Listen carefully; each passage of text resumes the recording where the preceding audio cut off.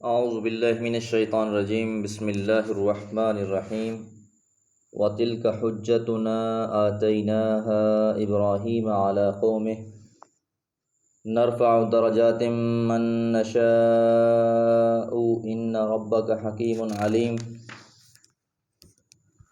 وَوَهَبْنَا لَهُ إِسْحَاقَ وَيَعْقُوبَ كُلًّا هَدَيْنَا وَنُوحًا هَدَيْنَا مِن قَبْلُ وَمِن ذُرِّيَّتِهِ دَاوُودَ وَسُلَيْمَانَ وَأَيُّوبَ وَيُوسُفَ وَمُوسَى وَهَارُونَ وَكَذَلِكَ نَجْزِي الْمُحْسِنِينَ وَزَكَرِيَّا وَيَحْيَىٰ وَعِيسَىٰ وَإِلْيَاسَ كُلٌّ مِّنَ الصَّالِحِينَ وَإِسْمَاعِيلَ وَالْيَسَعَ وَيُونُسَ وَلُوطًا وَكُلًّا فَضَّلْنَا عَلَى الْعَالَمِينَ۔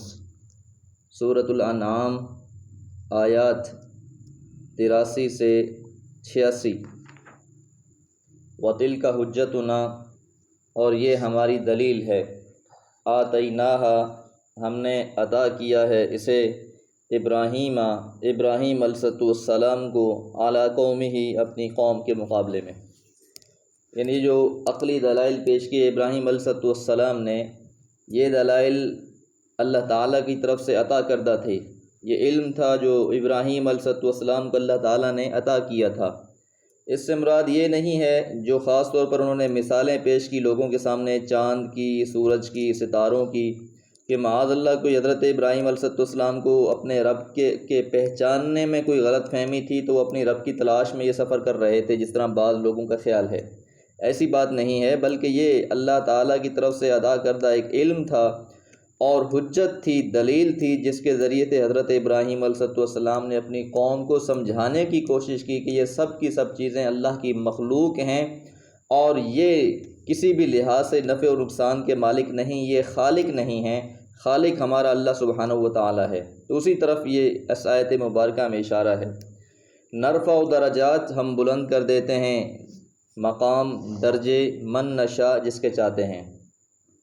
ان ربک، یقیناً آپ کا رب، حکیم، حکمتوں والا، علیم، اور علم رکھنے والا ہے۔ تو ان ربک سے اب یہ عدول ہے، ڈیویشن جسے ہم کہتے ہیں، کہ پچھلا سارا خطاب حضرت ابراہیم علیہ السلام کے حوالے سے چل رہا تھا، اور یہاں جو خطاب ہے اس کو رسول اللہ صلی اللہ علیہ وسلم کی طرف موڑ دیا گیا۔ تو یہ سارا واقعہ کیونکہ رسول اللہ صلی اللہ علیہ وسلم کو ہی بیان کیا جا رہا تھا، تو اس لیے حکمت اور علم کے جو معاملات ہیں اس کی نسبت آپ کا رب یعنی محمد الرسول اللہ صلی اللہ علیہ وسلم کا رب کہہ کر بیان کیا گیا ہے۔ وَوَهَبْنَا، اور ہم نے عطا کیا، وَهَبَ یَہِبُ، ہبہ لفظ استعمال کرتے ہیں ہم اردو میں بھی، گفٹ۔ تو اللہ تعالیٰ کی طرف سے اولاد ایک تحفہ ہے۔ وَوَهَبْنَا، اور ہم نے عطا کیا، لہو، اس کو یعنی ابراہیم علیہ السلام کو، اسحاق علیہ السلام، و یعقوب، اور یعقوب علیہ السلام۔ حضرت اسحاق آپ کے بیٹے تھے اور حضرت یعقوب علیہ السلام آپ کے پوتے تھے۔ کلن، سب، ہر ایک کو، ہدینا، ہم نے ہدایت دی، ان کو اللہ تعالیٰ نے ہدایت دی اور نبوت بھی عطا فرمائی۔ ونوحن، اور نوح علیہ السلام، ہدینا، ہم نے ہدایت دی، من قبل، اس سے پہلے۔ اب یعقوب علیہ السلام اور حضرت اسحاق کا زمانہ حضرت ابراہیم کے بعد کا ہے، اور نوح علیہ السلام کا زمانہ حضرت ابراہیم علیہ السلام سے پہلے کا زمانہ ہے۔ تو پہلے والوں کو بھی ہدایت اللہ تعالیٰ نے دی اور بعد والوں کو بھی ہدایت اللہ تعالیٰ نے دی۔ وَمِن ذُرِّيَّتِهِ، اور اس کی ذریت میں سے، اس کی آنے والی نسلوں میں سے، اس کی آل میں سے، داود علیہ السلام، وسلیمان، اور سلیمان علیہ السلام۔ اب یہاں اشکال پیدا ہوتا ہے کہ ان کی نسبت حضرت ابراہیم علیہ السلام کی طرف ہے یا جس پیغمبر کا قریب تذکرہ ہوا ہے نوح علیہ السلام، ان کی طرف ہے۔ تو بہرحال دونوں جانب ہو سکتا ہے، کیونکہ یہ سب کے سب حضرت ابراہیم علیہ السلام کی اولاد تھے، اور حضرت ابراہیم علیہ السلام کا تعلق حضرت نوح علیہ السلام سے ہے کہ وہ بھی انہیں کی اولاد میں سے ہیں۔ یعنی جس طرح ایک دادا ہے، ایک پردادا ہے، اور جو اوپر کی نسلیں ہیں ان کے ساتھ بھی بیان کیا جا سکتا ہے، اور قریب کے لحاظ سے بھی کیا جا سکتا ہے، کیونکہ ان کی جو نبوت تھی ان بعد میں آنے والے پیغمبروں کی، اور جو طریقہ کار تھا وہ حضرت ابراہیم علیہ السلام کی شریعت کے قریب ترین تھا۔ و سلیمان اور سلیمان صلی اللہ علیہ وسلم و ایوب اور ایوب علیہ السلام و یوسف اور یوسف علیہ السلام و موسیٰ اور موسیٰ علیہ السلام و ہارون اور ہارون علیہ السلام، یہ سب کے سب آل ابراہیم میں سے تھے۔ جس طرح ہم نماز میں درود شریف پڑھتے ہیں تو اس میں بھی ہم کہتے ہیں کہ اللہم بارک علی ابراہیم و علی آل ابراہیم، تو یہ سارے کے سارے انبیاء آل ابراہیم میں شامل ہیں۔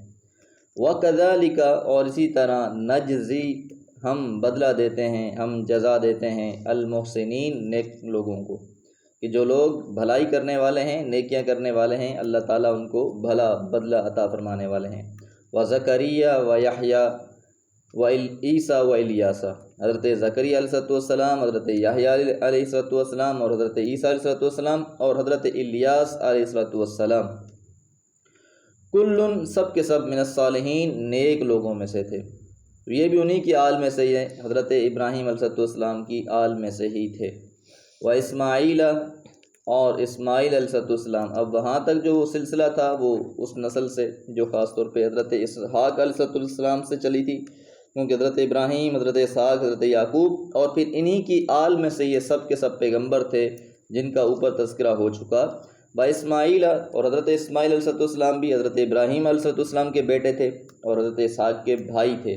والیسع و یونس و لوط، اور یہ سارے پیغمبر بھی حضرت یسع، حضرت یونس، حضرت لوط علیہ السلام۔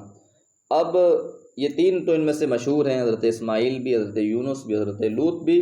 باقی جو حضرت یسع ہیں ان کے بارے میں مورخین لکھتے ہیں کہ ان کا زمانہ حضرت عیسیٰ علیہ السلام سے کوئی 713 قبل مسیح کا ہے، اور بعض کتابوں میں ان کا جو سابقہ کتابیں ہیں ان میں اس کا نام الیشع بھی لکھا گیا ہے، اور بعض میں یسع بھی لکھا گیا ہے۔ دو انبیاء کا تذکرہ آتا ہے، یسعیہ جن کا زمانہ 620 قبل مسیح ہے۔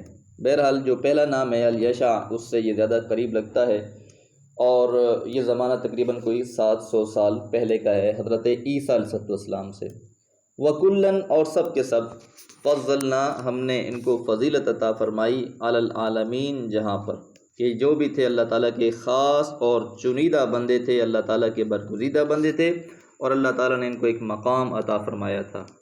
وما علیہ الا البلاغ۔